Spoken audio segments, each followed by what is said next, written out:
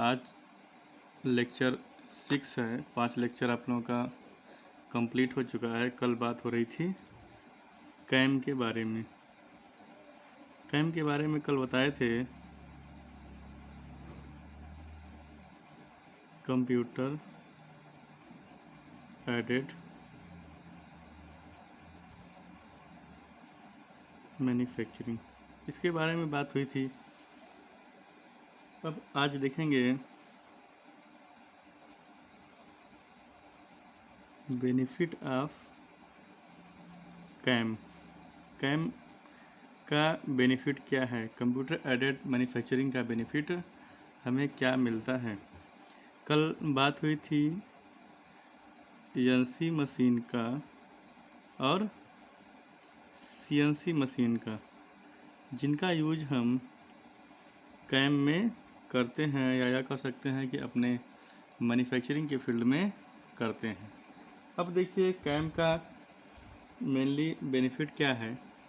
Computer aided manufacturing मतलब जब हम मैन्युफैक्चरिंग में अपने प्रोडक्शन के फील्ड में कंप्यूटर की मदद लेते हैं या जो कंप्यूटर से चलने वाली मशीनें हैं उनकी मदद लेते हैं, तो क्या बेनिफिट होता है।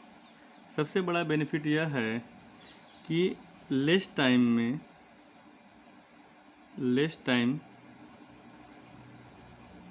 Period large amount production. इसका मतलब यह है कि बहुत कम टाइम में हम हज़ारों की संख्या में, लाखों की संख्या में, करोड़ों की संख्या में अपने उत्पाद को बना पाते हैं। किसकी मदद से, कंप्यूटर एडेड मैन्युफैक्चरिंग। मतलब जब हम मैन्युफैक्चरिंग में कंप्यूटर की मदद ले रहे हैं, कंप्यूटर की हेल्प ले रहे हैं, तो बहुत ही कम टाइम पीरियड में हम क्या कर रहे हैं, लार्ज अमाउंट में प्रोडक्शन कर रहे हैं, जिससे कि जो मार्केट की डिमांड है वह आसानी से फुलफ़िल किया जा पा रहा है, आसानी से हमारा फुलफ़िल हो जा रहा है। जब हम नंबर ऑफ़ प्रोडक्ट ज़्यादा बनाएंगे तो हमको बेनिफिट भी क्या होगा, लार्ज अमाउंट में होगा या लार्ज पैमाने पर बेनिफिट भी हमारा होगा। मैन पावर की जो रिक्वायरमेंट थी, मैन पावर रिक्वायरमेंट जो है वो बहुत ही कम है।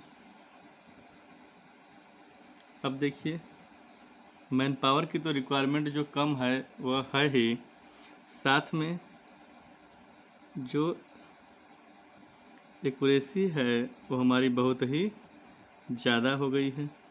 एक्यूरेसी ज़्यादा का मतलब यह है कि हम कितना प्रोडक्ट बना रहे हैं और उसमें से कितना प्रोडक्ट हमारा ख़राब हो जा रहा है। पहले क्या था कि हम 100 प्रोडक्ट बनाते थे तो गलती से 1 प्रोडक्ट, 2 प्रोडक्ट या 3 प्रोडक्ट हमारे कहीं कटिंग में, कहीं कोई ऑपरेशन में इधर उधर कट जाया करते थे, जो कि स्क्रैप में हमको डालना पड़ता था।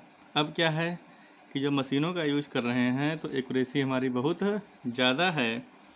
अब हम इसको देखते हैं पीपीएम में।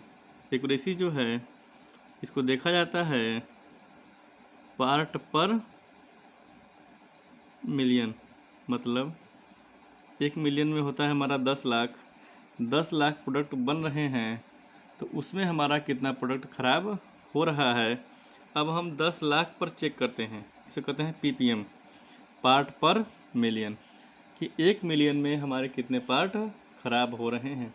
तो उसमें देखा जाता है कि 4 प्रोडक्ट, 5 प्रोडक्ट, 6 प्रोडक्ट। पहले क्या था कि हर 100 प्रोडक्ट पे 2-3 प्रोडक्ट हमारे ख़राब हो जाया करते थे, लेकिन अब क्या है 10 लाख प्रोडक्ट में 2-4 प्रोडक्ट हमारे ख़राब होते हैं।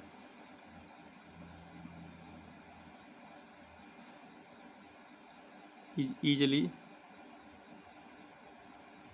हैंडलिंग प्रोडक्ट, आसानी से प्रोडक्ट को हैंडल किया जा रहा है। जैसा कि आप जानते हैं कि पहले क्या था कि मैन पावर के द्वारा ही सामान इधर से उधर कंपनी में इस मशीन से उस मशीन पे ले जाया जाता था, लेकिन अब क्या है, वहाँ भी मशीनों का प्रयोग हम कर रहे हैं, जिससे कि भारी से भारी मशीनें आसानी से उठाई जा सकती हैं और एक जगह से दूसरे जगह पे आसानी से ले जाया जा सकता है। अब देखिए आगे क्या है, एप्लीकेशन ऑफ कैम। आगे हम बेनिफिट की बात कर लिए, अब हम बात करेंगे एप्लीकेशन का। एप्लीकेशन ऑफ कैम मतलब कहाँ कहाँ पे इसका एप्लीकेशन है और कहाँ कहाँ पे इसका यूज हम कर रहे हैं। पहला है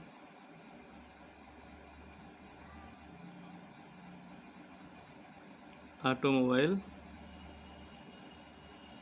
इंडस्ट्री में, दूसरा है मैन्युफैक्चरिंग इंडस्ट्री में, तीसरा जो है हमारा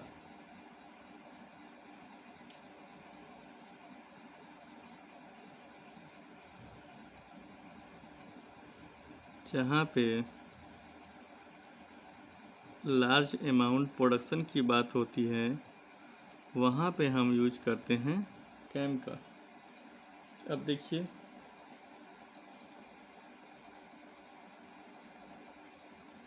इन सब जगहों पे हम क्या कर रहे हैं, कैम के एप्लीकेशन हैं ऑटोमोबाइल इंडस्ट्री में। आप जानते हैं कि ऑटोमोबाइल में हज़ारों पार्ट, लाखों पार्ट एक साथ बना करते हैं। एक बाइक की यदि बात करें तो उसमें हज़ारों पार्ट लगे होते हैं जो कि अलग अलग इंडस्ट्री में मैन्युफैक्चर होते हैं। तो उतने पार्ट एक साथ कैसे मैन्युफैक्चर हो रहे हैं, वहाँ पे हम यूज़ करते हैं कैम का। कैम का मतलब यह है कि कंप्यूटर की मदद से हम क्या कर रहे हैं, ऑटोमोबाइल इंडस्ट्री के पार्ट को मैन्युफैक्चरिंग कर रहे हैं, बना रहे हैं। अब देखिए मैन्युफैक्चरिंग इंडस्ट्री की बात करें तो इसमें बहुत सारी इंडस्ट्री हैं जो कि सामान को बनाने का काम करती है, जो प्रोडक्ट को बनाने का काम करते हैं। आप देखते हैं कि एक ही टाइप के कई सारे मॉडल मार्केट में अवेलेबल होते हैं और उनके दाम भी काफ़ी कम होते हैं।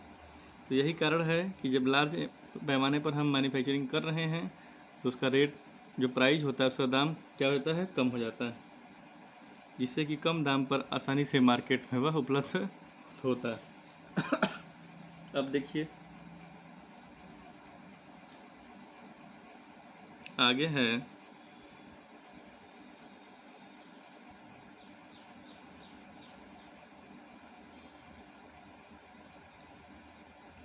Limitation of cam.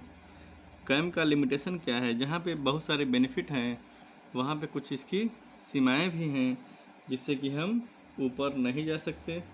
इसमें देखिए जो इसका बेसिक स्ट्रक्चर जो है, इसकी जो हम बेसिक स्ट्रक्चर की बात करें,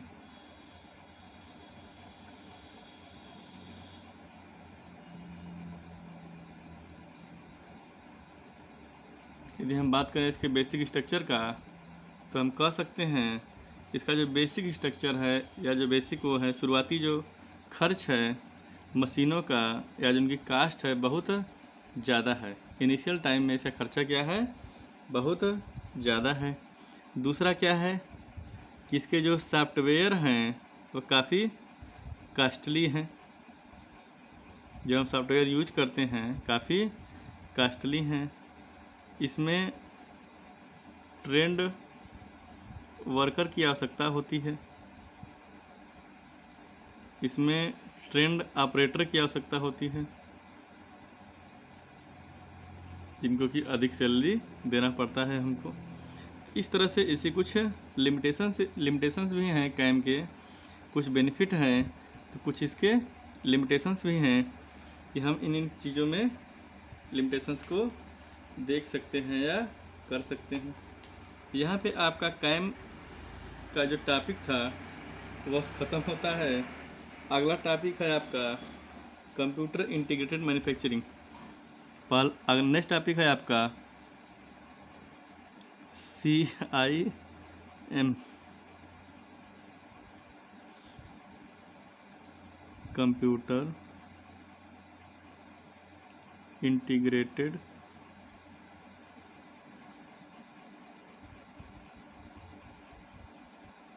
मैन्युफैक्चरिंग। अब देखिए, अब इसके बारे में हम अच्छे से जानेंगे कि CIM क्या होता है, इसका यूज क्या है, कहाँ कहाँ इसका हम प्रयोग करते हैं, किस किस फील्ड में इसका हम यूज करते हैं और कैसे इस पे काम किया जाता है। यदि हम बात करें CIM का, तो CIM का दो भाग है। CIM का बेसिकली दो पार्ट है या दो भाग है। पहला पार्ट हम बात किए थे कैड का, दूसरा बात किए थे हम कैम का। इन्हीं दोनों का यूज हम CIM के अंतर्गत करते हैं। Computer aided design, computer aided manufacturing. अब देखिए कि कंप्यूटर एडेड डिजाइन और कंप्यूटर एडेड मैन्युफैक्चरिंग का उपयोग हम कैसे करते हैं, कैसे इस पे काम किया जाता है।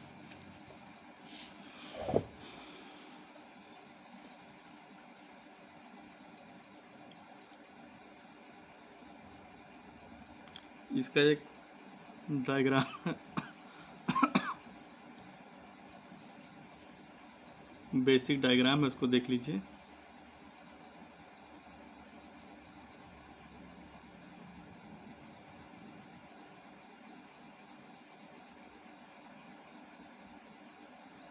सबसे अंदर है आपका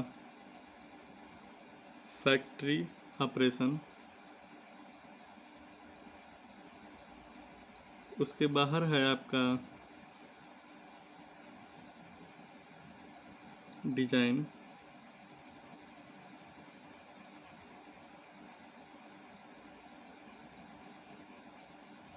मैन्युफैक्चरिंग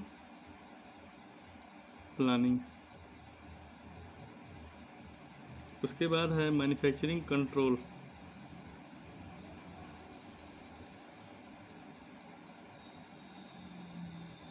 मैन्युफैक्चरिंग कंट्रोल, उसके बाद है आपका बिजनेस फंक्शन, बिजनेस फंक्शन। अब देखिए स्कोप ऑफ कैड और CAM, scope of CAD and CAM. सबसे बाहर है स्कोप ऑफ CIM। इसके बारे में हम पहले पूरा समझ लेते हैं, देन उसके आगे हम बात करेंगे। अब देखिए कंप्यूटर इंटीग्रेटेड मैन्युफैक्चरिंग होता क्या है कि आप देखते हैं कि कंप्यूटर CIM में पूरा टोटल काम, जितना आपका प्रोडक्शन का काम है, जितना आपका असेंबलिंग का काम है, जितना आपका सामान को इधर से उधर ले जाने का काम है, मटेरियल हैंडलिंग का काम है, या जितने भी काम होते हैं CIM के अंतर्गत, वह सब आपके कंप्यूटर के मदद से होते हैं। इसीलिए इसमें आपका कैड और कैम दोनों ही इन्वॉल्व होता है। बेसिकली समझिए कि CIM है क्या। CIM एक तरह का टेक्निक है जिसका यूज हम आजकल ऑटोमेटेड इंडस्ट्री में कर रहे हैं। आप लोग जानते हैं कि पहले क्या था कि हर काम मैन पावर से लिया जाता था, आदमी के द्वारा हर काम किया जाता था। लेकिन आजकल क्या है कि हर काम हम मशीनों के द्वारा कर रहे हैं, या कह सकते हैं कि मशीनों का यूज आजकल इंडस्ट्री में बहुत ही लार्ज पैमाने पर हो रहा है, जिससे कि हमारा दिन पे दिन प्रोडक्शन रेट क्या होता जा रहा है, बढ़ता जा रहा है। यही कारण है कि हम किसका यूज कर रहे हैं, कैड और कैम का।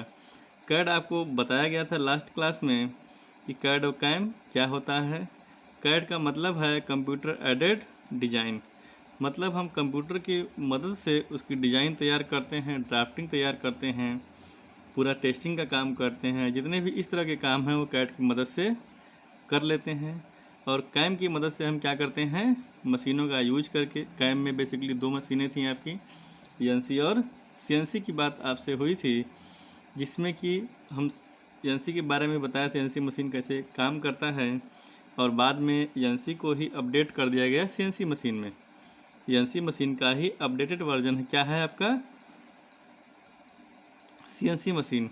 कैसे हम सीएनसी मशीन का यूज करके दिन पे दिन अपना जो प्रोडक्शन है वो बढ़ाते चले जा रहे हैं, उतने ही टाइम में हमारा प्रोडक्शन रेट क्या होता जा रहा है, दिन पे दिन हमारा बढ़ता जा रहा है। अब देखिए नीचे क्या है, सबसे अंदर देखेंगे तो फैक्ट्री ऑपरेशन, मतलब जो जो ऑपरेशन आप करते हैं उसके बाहर देखिए डिज़ाइन कैसे तैयार होता है, मैन्युफैक्चरिंग की प्लानिंग क्या है, मैन्युफैक्चरिंग कंट्रोल क्या है, बिजनेस फंक्शन क्या है, और उसके बाहर वाले सर्किल में देखेंगे स्कोप ऑफ कैड और कैम, मतलब कैड और कैम का क्या स्कोप है। कैड क्या है, एक तरह का सॉफ्टवेयर है, और कैम क्या है, मैन्युफैक्चरिंग की टेक्निक है। इन दोनों का यूज हम सीआईएम में करते हैं। ये दोनों मिल के हमारा क्या बनाते हैं, सीआईएम, मतलब कंप्यूटर इंटीग्रेटेड मैन्युफैक्चरिंग। जो हमारा मैन्युफैक्चरिंग हो रहा है, जो पहले मशीनों से मैन्युफैक्चरिंग होती थी, अब वो कंप्यूटर की मदद से मैन्युफैक्चरिंग हो रही है। लेकिन सीआईएम में क्या है कि मैन्युफैक्चरिंग के साथ साथ मटेरियल हैंडलिंग का, उसके बाद हमारा उसको असेंबली का, मतलब जितना भी काम था हमारा, हर जगह हम क्या कर रहे हैं, कंप्यूटर की मदद ले रहे हैं। जो उसकी कंट्रोलिंग है, हम एक जगह कंट्रोल रूम से बैठे बैठे आसानी से कर पाते हैं। यही है हमारा सीआईएम, कंप्यूटर इंटीग्रेटेड मैन्युफैक्चरिंग। कहीं कहीं आप देखेंगे लार्ज इंडस्ट्री में, या जो आयरन की बड़ी इंडस्ट्री है, वहाँ पे मैन पावर नहीं होते हैं। वहाँ पे सारा काम किससे ऑपरेट होता है, मशीनों से ही ऑपरेट होता है। मैन पावर केवल 2, 4, 10 होते हैं, जो कि सिस्टम पे बैठकर देखते रहते हैं कि कहाँ पे कौन सा काम हो रहा है। वह फुली ऑटोमेटेड सिस्टम होता है, उसी को कहा जाता है ऑटोमेटेड इंडस्ट्री। इसका मतलब है कि वहाँ मैन पावर का यूज ना करके हम क्या कर रहे हैं, कंप्यूटर की मदद से पूरे इंडस्ट्री को हैंडल कर रहे हैं।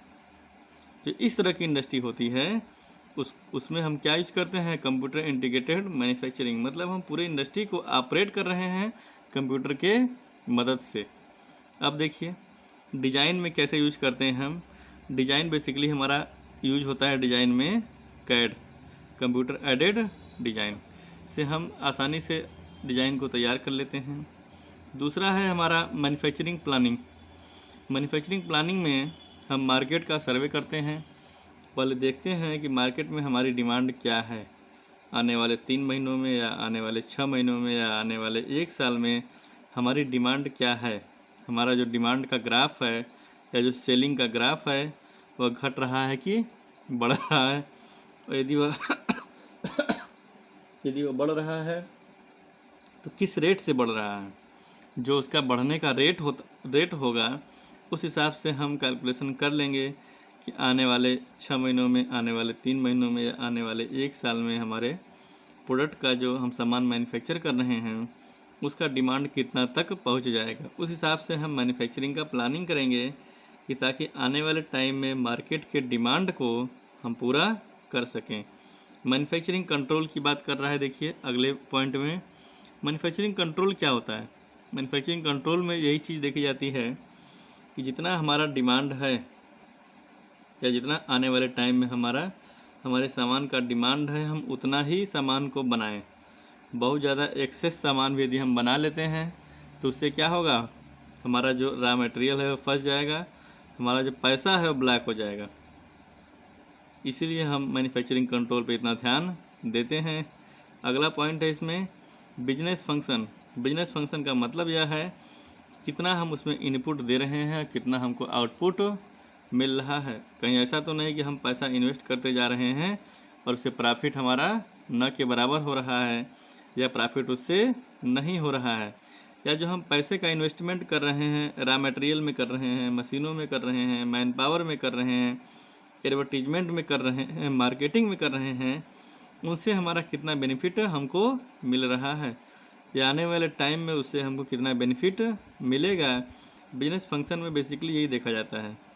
और यह भी देखा जाता है इसमें कि हमारा कितना सामान मार्केट में किस जगह पे ज़्यादा सेल हो रहा है, किस जगह पे कम सेल हो रहा है, जहाँ पे सामान ज़्यादा सेल हो रहा है वहाँ पे हम क्या करते हैं, अपने सामान की जो अमाउंट है उसको हम वहाँ पे अवेलेबिलिटी ज़्यादा कराते हैं या सामान को ज़्यादा भेजते हैं। जहाँ पे हमारा कम है वहाँ पे सामान को कम भेजते हैं और देखते हैं कि वहाँ पे हमारा सामान कम क्यों बिक रहा है।